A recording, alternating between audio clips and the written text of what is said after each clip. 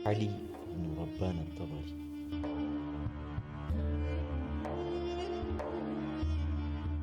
ይህ ታላቅ የጥበብ ሰው የዚያች ያልተገኘለት የሕክምና ሊቅ የዘከርያ አራዚ አስተማሪ ነው። በመከበር ረገድ እድል ከአስተማሪው ይልቅ ለደቀ መዝሙሩ አድልታለች። የእሱ ተማሪ ከሆኑ አራዚ አንጻር ሲታይ ስለ መምህሩ አጠበሪ የሚያውቁት በጣም ጥቂት ሰዎች ናቸው። ዓሊ ኢብኑ ረባን የአባቱ ስም አቡል ሐሰን የሚባል ሲሆን ሙሉ ስሙም አቡል ሐሰን ዓሊ ኢብን ሳህል ረባን አጠበሪ ይባላል። የተወለደው በ838 እንደ አውሮፓውያን አቆጣጠር ነው።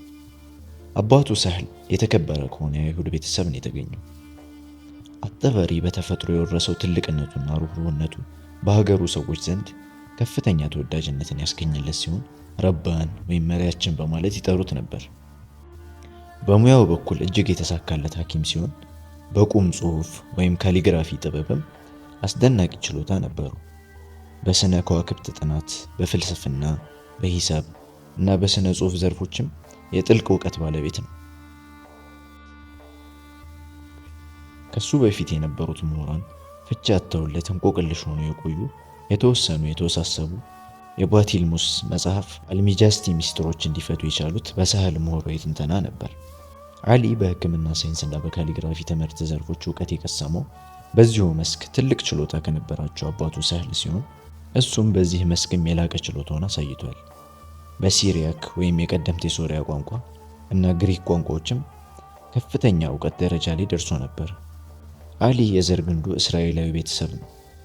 እስልምናን ከተቀበለ በኋላ ግን ከሙስሊም ምሁራን መካከል አንዱ ለመሆን ችሏል። ይህ ቤተሰብ መነሻው የታብሪስታኖች ታዋቂ ከተማ ከሆነችው ማርቭ ነው። ዓሊ ኢብኑ ረባን ከፍተኛ እውቀት ሊያገኝ የቻለው የተከበሩ የሕክምና ሰው ዘከርያ አራዚ ከተማሪዎቹ በመሆኑ አይደለም። ነገር ግን አድናቆት የተቸረው የራሱ ዓለም ድርሰት በሆነው በታዋቂው ፊርደውስ አልሕክመት መጽሐፍ ነው። ፊርደውስ አልሕክመት ከ7 ክፍሎች በላይ ያሉት ሲሆን በታሪክም በውስጡ ሁሉንም አይነት የሕክምና ቅርንጫፎችን ያካተተ የመጀመሪያው የሕክምና ኢንሳይክሎፒዲያ ለመሆን ችለዋል። ይህ ስራ ባለንበት 20ኛው ክፍለ ዘመንም ጭምር ለመታተም የበቃ ብቸኛው ስራ ነው። ከዚህ እትም በፊት በዓለም ዙሪያ በሚገኙ ቤተ መጻሕፍቶች ተበትነው ሊገኙ የቻሉት 5 ጽሑፎቹ ብቻ ነበሩ። ዶክተር ሙሐመድ ዙበይር አስሲዲቂ ጽሑፎቹን በማነጻጸር አርሟቸዋል። በመቅድሙ ላይ መጽሐፉንና ስራውን በተመለከተ ጠቃሚና አስፈላጊ መስሎ የታየውን መረጃዎች ሁሉ አኖሯል። ገላጭ የሆኑ ማብራሪያዎችንም ይህን ስራ በተቀላጠፈና የዘመናዊነትን ደረጃ በጠበቀ መልኩ ለማሳተም ውሏል። በኋላ ላይ ከእንግሊዝና ከጀርመን ተቋሞች ጋር በመተባበር ይህ ለየት ያለ ስራው ታትሟል። 7ቱ ክፍሎቹ ቀጥሎ ባለው መልኩ በዝርዝር ተቀምጠዋል።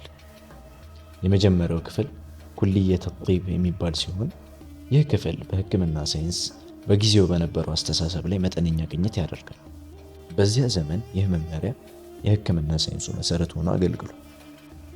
ሁለተኛው ክፍል ስለ ሰው ልጅ የሰውነት ክፍሎች ዝርዝር፣ ጤናማ ሆኖ ለመቆየት አስፈላጊ የሆኑ መመሪያዎችና በተወሰኑ የጡንቻ በሽታዎች ዙሪያ ከፍተኛ ጥንቃቄ ማድረግ እንዴት እንደሚቻል የሚያትት ነው። ሶስተኛው ክፍል በጤንነትና በበሽታ ጊዜ ሊወገዱ የሚገባቸው ምግቦች ምን ምን እንደሆኑ የሚገልጽ ነው። አራተኛው ክፍል ከራስ ጀምሮ እስከ እግር ድረስ የሚገኙ በሽታዎችን ይዘረዝራል።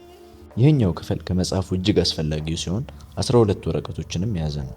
እነዚህም ለበሽታ መከሰት ምክንያት የሆኑ አጠቃላይ መንስኤዎች፣ የእጅና የአእምሮ በሽታዎች፣ ከአይን፣ ከአፍንጫ፣ ከጆሮ፣ ከአፍና ከጥርስ ጋር ተያያዥ የሆኑ በሽታዎች፣ የጡንቻ በሽታዎች ወይም ሽባነትና የጡንቻ መኮማተር፣ የደረት፣ የጉሮሮ እና የሳምባ አካባቢ በሽታዎች፣ የሆድ በሽታዎች፣ የጉበት በሽታዎች፣ የሐሞትና የጣፊያ በሽታዎች፣ የአንጀት በሽታዎች፣ የተለያዩ አይነት ትኩሳቶች፣ መንስኤያቸው የተለያየ ነገር የሆኑ በሽታዎች፣ በሰውነት ክፍሎች ዙሪያ የዝርዝር ማብራሪያ፣ የልብ ምትና የሽንት ምርመራ ናቸው።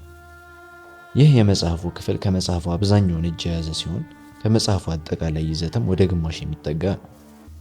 5ኛው ክፍል ስለ ጣዕም፣ ጥፍጥናና ቀለም ያትታል። 6ኛው ክፍል ስለ መድኃኒቶችና መርዝ ይዳስሳል።